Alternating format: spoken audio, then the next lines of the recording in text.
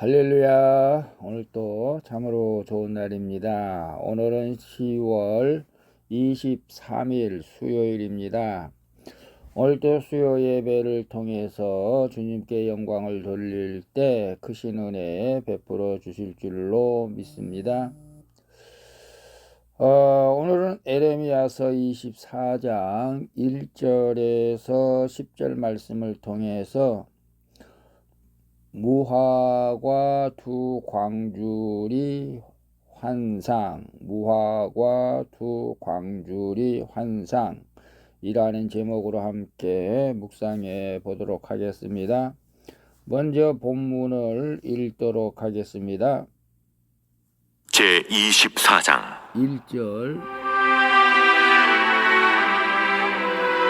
바벨론의 느부갓네살 왕이 유다 왕 여호야김의 아들 여고냐와 유다 고관들과 목공들과 철공들을 예루살렘에서 바벨론으로 옮긴 후에 여호와께서 여호와의 성전 앞에 놓인 무화과 두 광주리를 내게 보이셨는데 한 광주리에는 처음 익은 듯한 극히 좋은 무화과가 있고 한 광주리에는 나빠서 먹을 수 없는 극히 나쁜 무화과가 있더라. 여호와께서 내게 이르시되 예레미야야, 네가 무엇을 보느냐?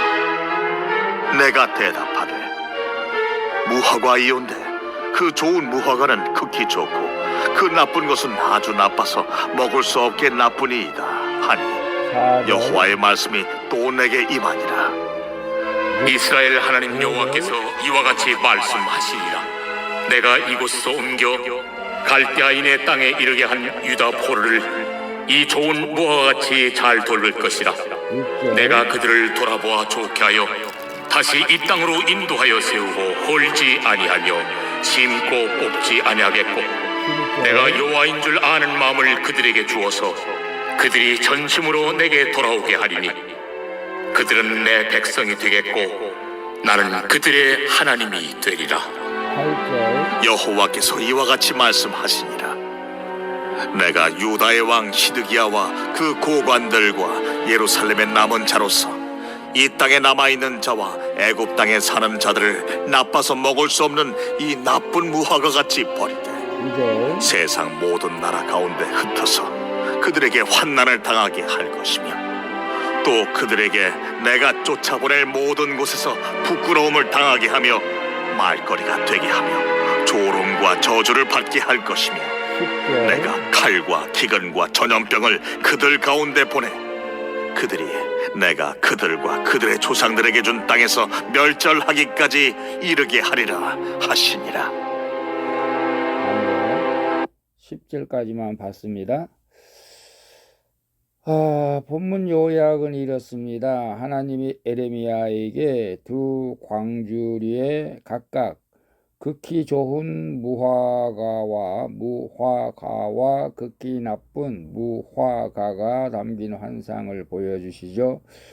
그리고 바벨론으로 잡혀간 유다 포로들은 좋은 무화과처럼 잘 돌보겠다고 말씀하십니다. 하지만 예루살렘의 남은 자와 애굽 땅에 사는 자들은 나쁜 무화과처럼 버리겠다고 말씀하시는 내용입니다.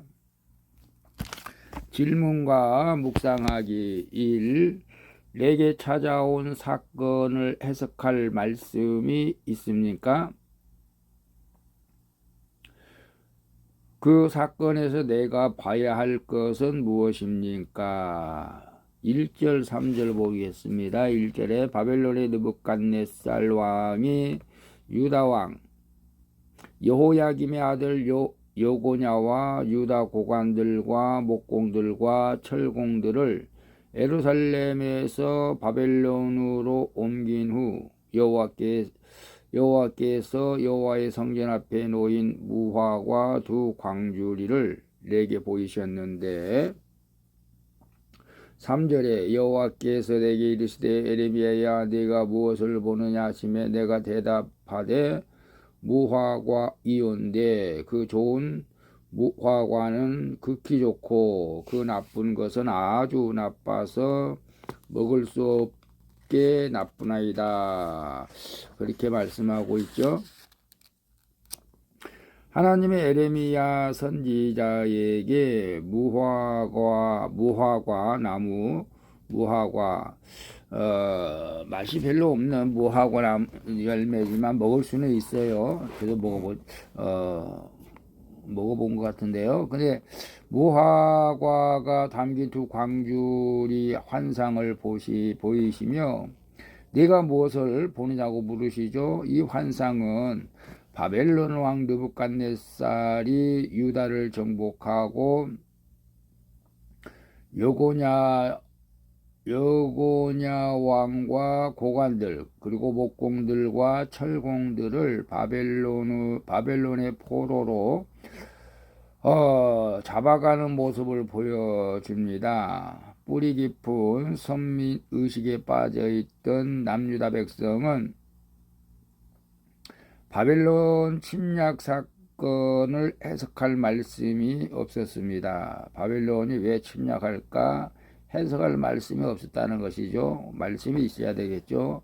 이에 하나님이 그들에게 이 사건을 해석해 주시려고 에레미야에게 환상을 보이며 심판과 구원의 메시지를 보여주신 것입니다.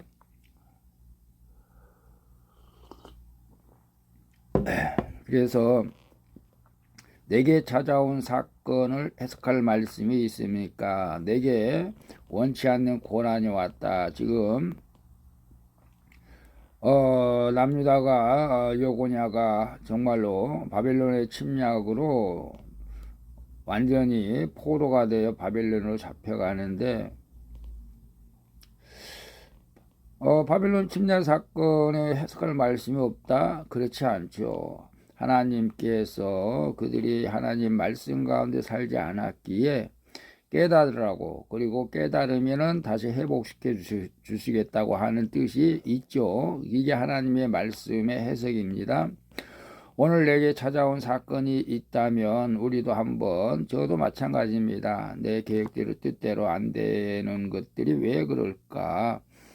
우리가 하나님의 뜻대로 살지 못해서 그런 것 아니겠습니까? 그래서 그 사건에서 내가 봐야 할 것은 무엇입니까? 우리가 영적인 눈과 귀를 가지고 다시 영적인 안목으로 우리 자신을 보고 환경을 볼 때에 우리가 하나님의 뜻을 또 발견할 수가 있게 될 줄로 믿습니다.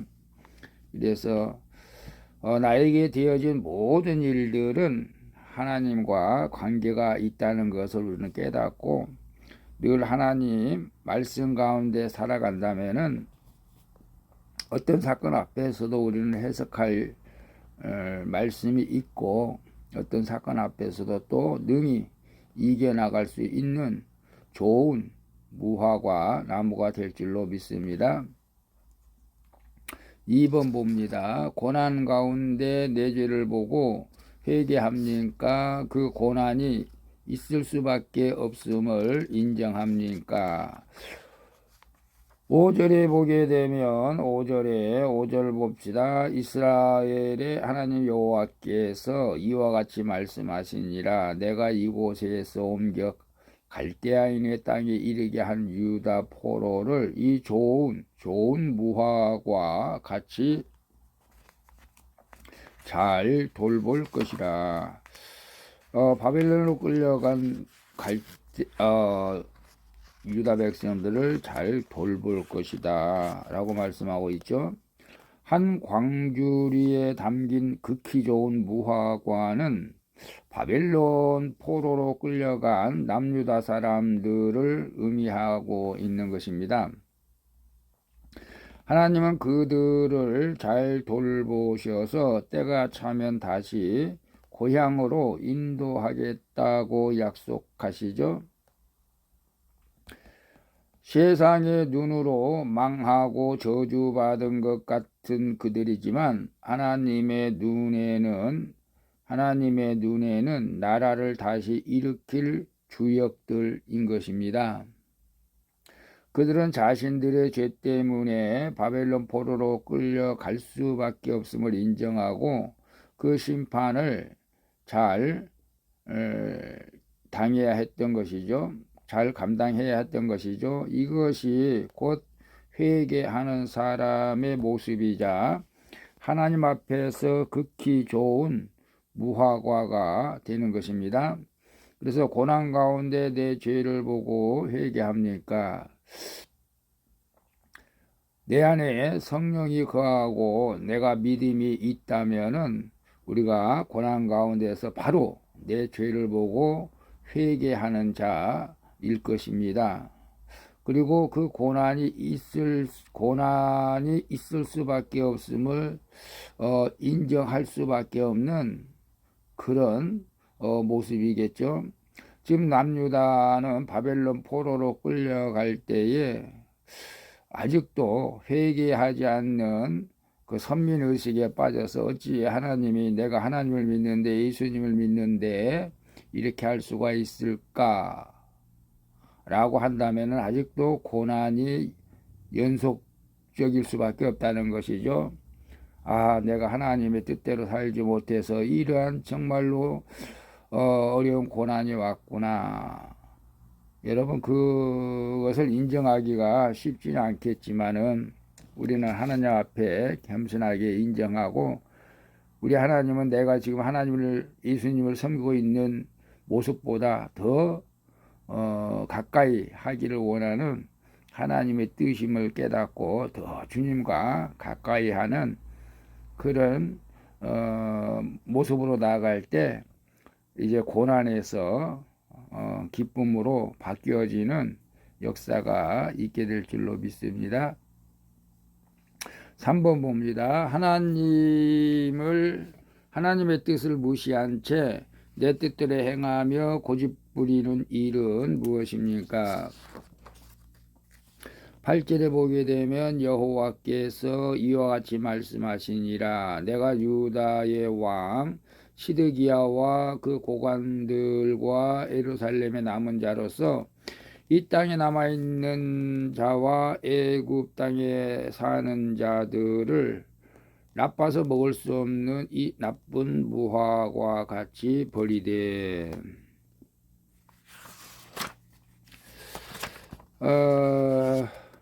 다른 광주리에 담긴 극히 나쁜 무화과는 바벨론 포로로 끌려가지 않고 유다에 남은 사람들과 후 이를 도모하며 애굽 땅으로 피신한 사람들을 말하고 있죠.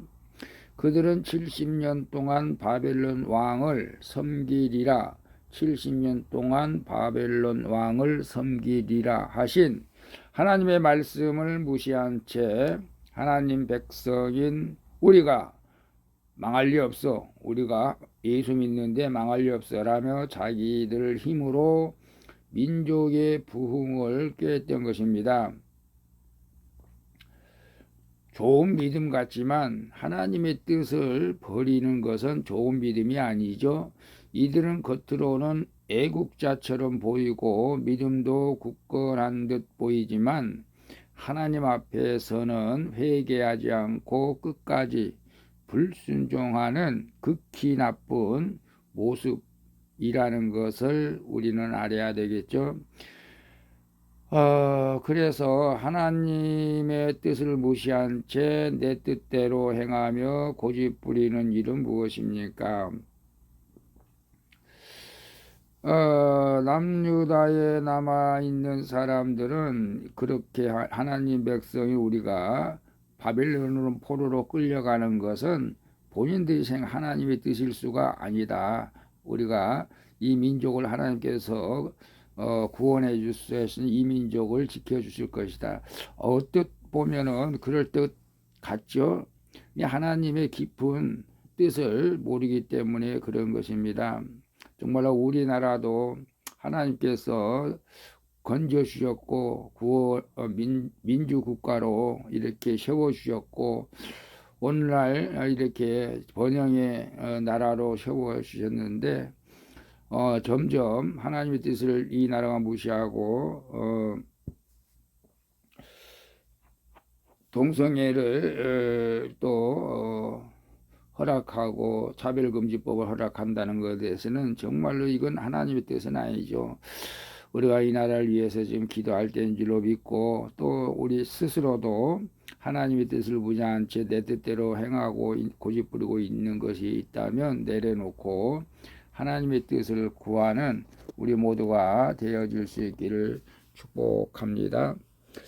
기도하겠습니다. 주님, 주님의 뜻을 무시하며 제 뜻대로 고집부리는 교만의 죄를 용서해 주시옵소서. 그리고 제게 찾아온 고난을 해석할 말씀을 주셔서 이 사건이 있어야 할 일임을 인정하게 하시고 저의 죄를 보고 회개하게 하여 주시옵소서. 그리하여 주님께 극히 좋다는 무화과의 말씀을 듣게 하여 주시옵소서.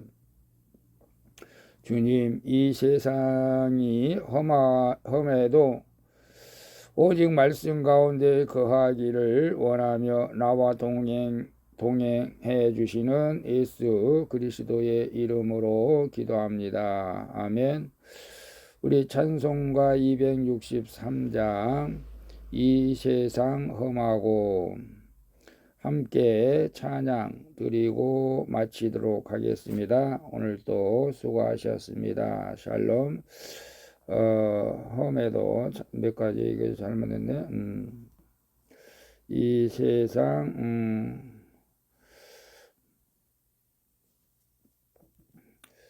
찬양하고 마치도록 하겠습니다.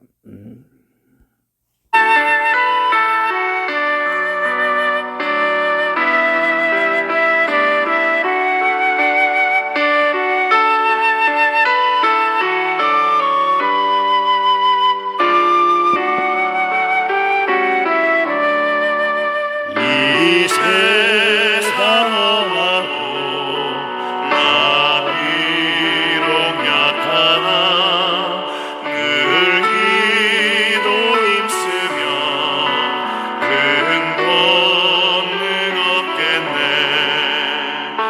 주의 은혜로 대속받아서 비와 같이 붉은 죄 눈같이 이겼네. 주님의 권능은 한없이 크오니 돌 같은 내 마음 온녹여 주소서. 주의 은혜로 대속받아서 비와 같이 붉은 죄 눈같이 이겼네. 아버지 하나님, 주님, 아직도 내가 고난 가운데 있으면서도 하나님의 뜻을 해석하지 못하고 있는 어리석은 죄인을 고백합니다.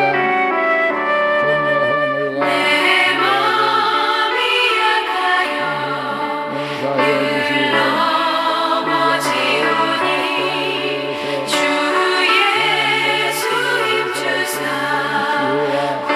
구세게 하소서. 주의 은혜로 대속받아서 아버지 하나님, 비와 같이 붉은 죄 눈같이 이겼네. 죄성 받은 세상을 되어서 주 앞에 서는 날 늘 찬송하겠네. 전적으로 주님의 주